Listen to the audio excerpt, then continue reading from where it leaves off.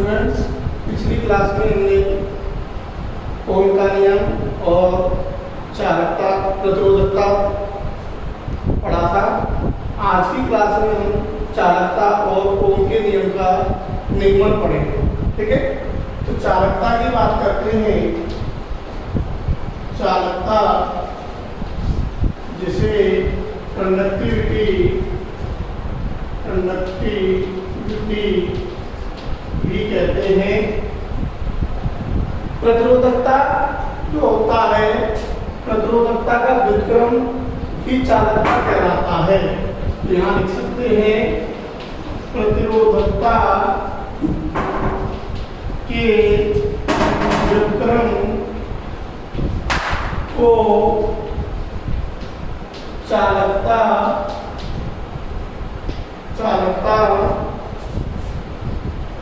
कहते हैं। इसे सिग्मा से व्यक्त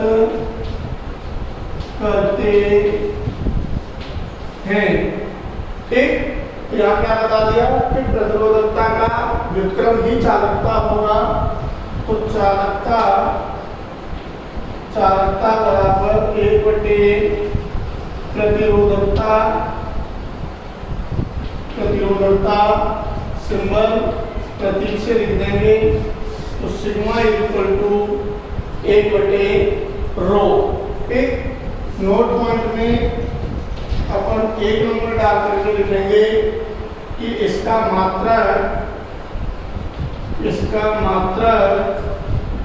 क्या था, ओम इंटू मीटर। तो इसका हो जाएगा ohm inverse into metre inverse होता है 2 नंबर पर इसका विमीय सूत्र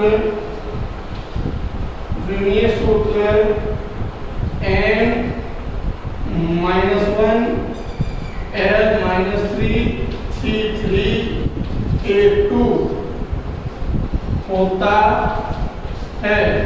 क्योंकि आपको जो रो के मात्रक और विभव थे प्रतिरोधकता के, उसके व्युत्क्रम यानी उल्टे हो जाएंगे।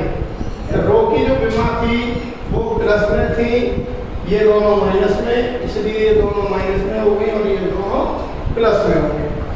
ठीक है, इसके बाद में टॉपिक का नाम आ जाता है ओम के नियम का निगमन।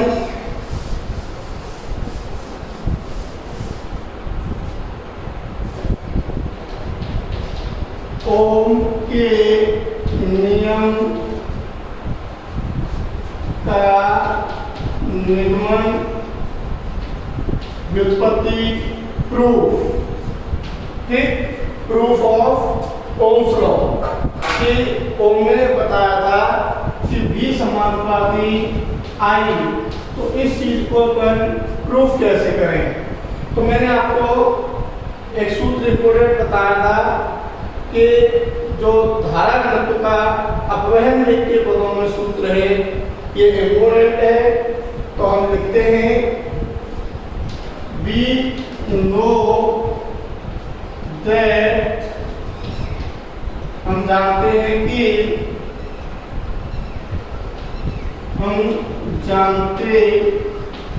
हैं कि जो धारा घनत्व है,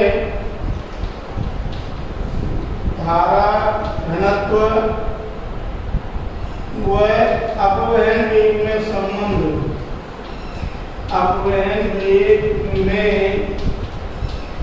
संबंध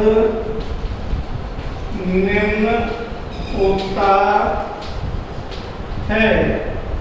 क्या होता है, J बराबर NE/VD।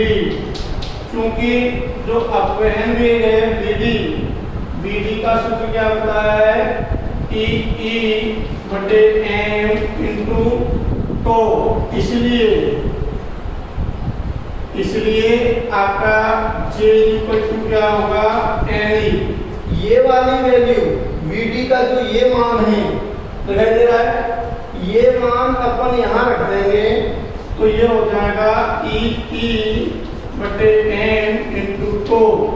इसलिए मल्टीप्लाई जब करोगे तो एन ई स्क्वायर ई इंटू टो बटे में एम, इसमें से ई को सेपरेट कर दो तो J equal to N E square टो अपॉन एम और इंटू में ई।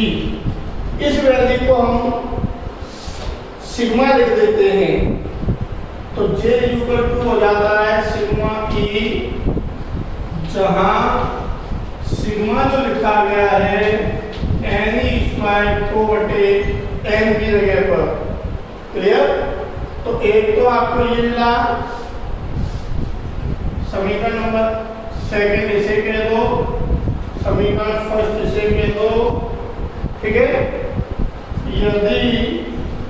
यदि एल लंबाई के चादर के सिरों पर वी विभवांतर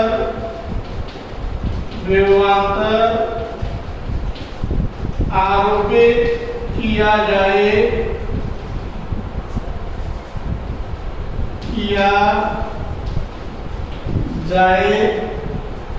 तो उसमें उत्पन्न विद्युत क्षेत्र कितना होगा? E equal to V upon L। ये विभवांतर और विद्युत क्षेत्र में संबंध का सूत्र है।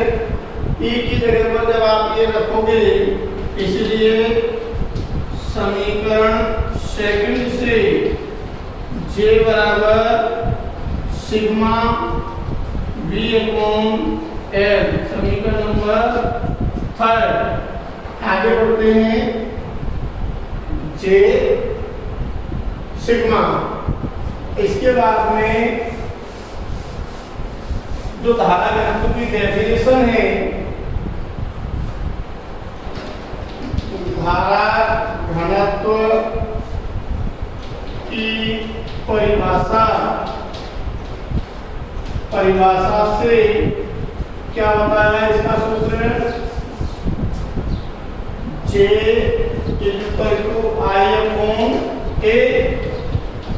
ठीक है, तृतीयकांश क्षेत्रफल से प्रवाहित धारा को धारा घनत्व कहते हैं।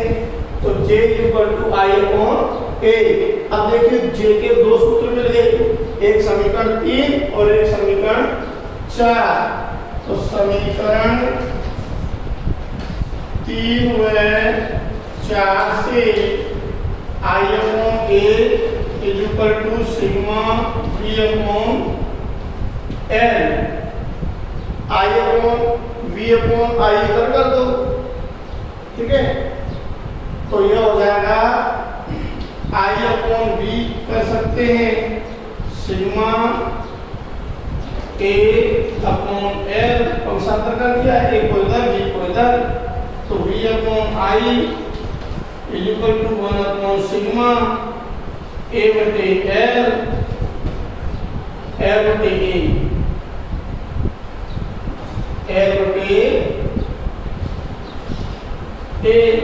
A बटे सिग्मा को लिख सकते हैं रो, तो V अपॉन I बराबर रो L अपॉन A, और रो L बटे A होता है R।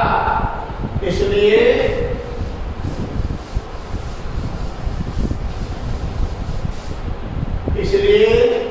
V upon I equal to R, V equal to IR, V proportional I लिख सकते हैं।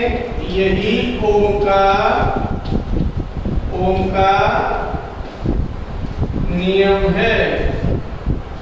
ठीक, इसके बाद में अपना टॉपिक आता है प्रतिरोधकता पर ताप का प्रभाव। जब किसी कंडक्टर का, किसी चादर का टेम्परेचर चेंज होता है, तो टेम्परेचर चेंज होने से उसकी रेसिस्टिविटी प्रतिरोधकता पर क्या प्रभाव पड़ता है इसके बारे में यहाँ पर पढ़ेंगे। तो टॉपिक का नाम है प्रतिरोधकता पर ताप का प्रभाव। अलग अलग मेटल के लिए लेंगे, चालक के लिए, कुचालक के लिए, अर्धचालक के लिए। तो फर्स्ट पॉइंट में लिखते हैं हम चालकों के लिए, ठीक है। चालकों की चालकता निम्न होती है, जो अभी आपको बताया था कि sigma equal to N E square बटे में एन इंटू टो। तो ई और एन ये दोनों कांस्टेंट वैल्यू है, नियत है, कोई परिवर्तन नहीं होगा। इसलिए सिग्मा समानुपाती एन और चालकता समानुपाती हो गई विश्रांति काल के। चालक का ताप बढ़ाने पर एन जो एकांक आयतन में इलेक्ट्रॉन की संख्या है, एकांक आयतन में इलेक्ट्रॉन की संख्या अपरिवर्तित रहती है,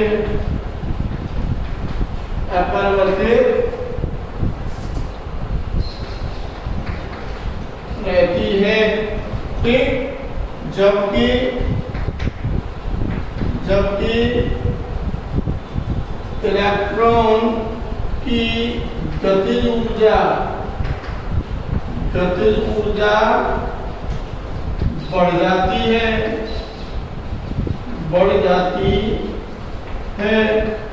जिस कारण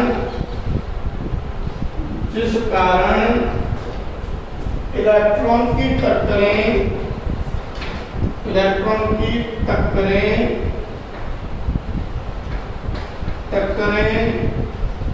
कम समय में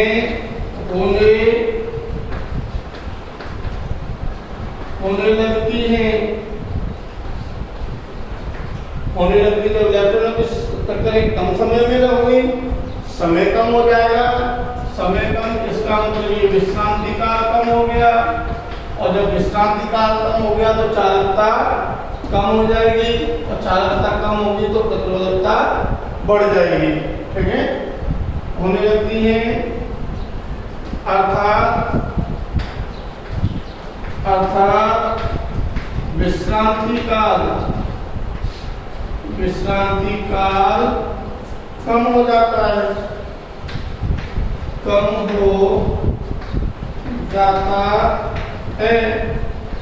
विश्रांति काल कम हो गया, ठीक है, जिसके परिणाम स्वरूप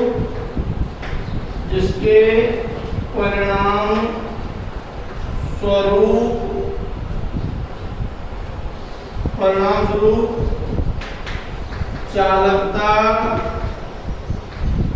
कम हो जाती है और प्रतिरोधकता बढ़ जाती है।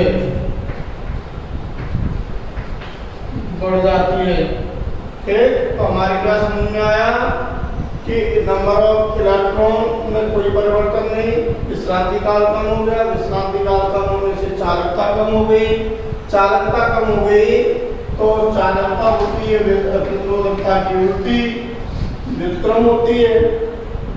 तो जब चालकता कम हो रही है तो प्रतिरोधकता बढ़ेगी। तब हम कह सकते हैं कि ताप बढ़ाने पर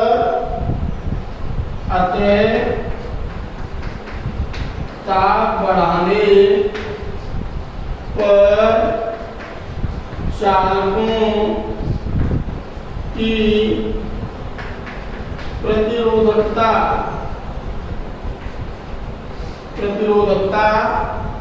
बढ़ती है। बढ़ती है। कोई भी शुद्ध धातु ली जाए, कॉपर है, एल्यूमिनियम है, ठीक है, शुद्ध चालकता, तो शुद्ध चालकों के लिए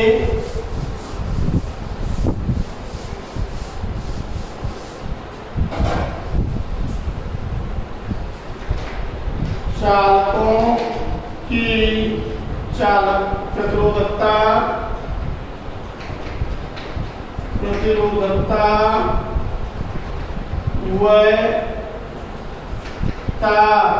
के मध्य ग्राफ हमें मिलता है वक्र के रूप में बढ़ता हुआ ग्राफ।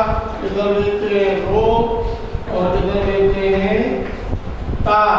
जबकि जो मिश्र धातु में है, जैसे नाइट्रोम है, टंगस्टन है, एलिमेंट का जो हीटर का एलिमेंट स्प्रिंग बनी होती है वो नाइट्रोम की होती है। बल्ब का जो तंतु है वो टंगस्टन का बना होता है। इनके लिए मिश्र धातुओं के लिए रो वैधता के मध्य ग्राफ, तो ये हमें मिलता है इस प्रकार से। इधर टेम्परेचर दिया है ताप और इधर ये रेजिस्टिविटी प्रतिरोधकता। ये इतना हिस्सा जब भी कोई भी मिश्र धातु बनाई जाती है तो उसकी अपनी प्रतिरोधकता होती है। प्रतिरोधकता के कारण वो विद्युत धारा के प्रभाव को रोकती है। माना कि किसी निश्चित समय पर उसकी प्रतिरोधकता रो है और जब, ठीक है, ये तो उसकी प्रारंभिक प्रतिरोधकता को शो करेगी। इसके बाद आप ताप बढ़ाओगे तो उसकी प्रतिरोधकता और लीनियर रूप से, जबकि चालकों के लिए वक्र रूप से।